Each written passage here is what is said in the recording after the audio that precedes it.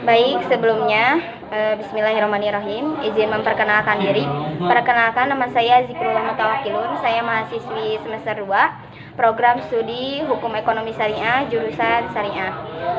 Di sini saya akan mempresentasikan makalah tentang hukum bisnis syariah yang berjudul Hukum Perdata dan Hukum Dagang. Topik bahasan kali ini yaitu ada 3. Yang pertama, pengertian hukum perdata dan hukum dagang. Yang kedua, hubungan hukum perdata dan hukum dagang. Dan yang ketiga ada bentuk-bentuk usaha. Langsung saja untuk mempersingkat waktu. Yang pertama, ada pengertian hukum perdata.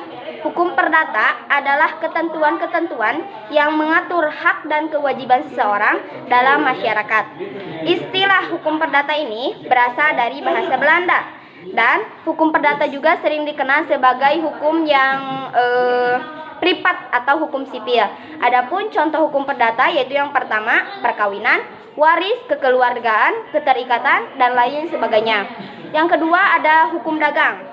Hukum dagang adalah keseluruhan aturan hukum atau hukum dagang itu bisa disebut dengan internasional yang mengatur perdagangan antara perusahaan yang membeli atau menjual, memproduksi sesuatu secara nasional atau internasional.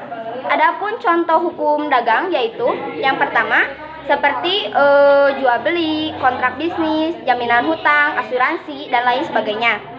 Adapun hukum antara hukum perdata dan hukum dagang yaitu berdasarkan pasal 1 KUHD tersebut dapat diketahui kedudukan KUH dagang terhadap hukum yang khusus atau jadi hubungan antara hukum dagang dan hukum perdata itu sangat erat ya.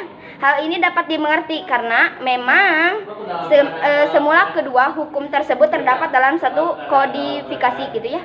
Seperti itu. Jadi dua-duanya itu memiliki hubungan yang sangat erat. Terus yang terakhir yaitu ada bentuk-bentuk usaha. Bentuk badan usaha adalah kesatuan yuridis. Yuridis itu yaitu kesatuan hukum dan ekonomis yang menggunakan modal dan tenaga kerja untuk mencari keuntungan. Adapun contoh bentuk-bentuk usaha yaitu yang pertama seperti BUMN, BUMS, firma, koperasi, perseroan, dan lain sebagainya. Mungkin cukup sekian presentasi yang bisa saya sampaikan. Mohon maaf atas segala kekurangan dalam penyampaian kata dan pengucapan bahasa saya, karena di sini saya masih dalam proses pembelajaran. Terima kasih. Wassalamualaikum warahmatullahi wabarakatuh.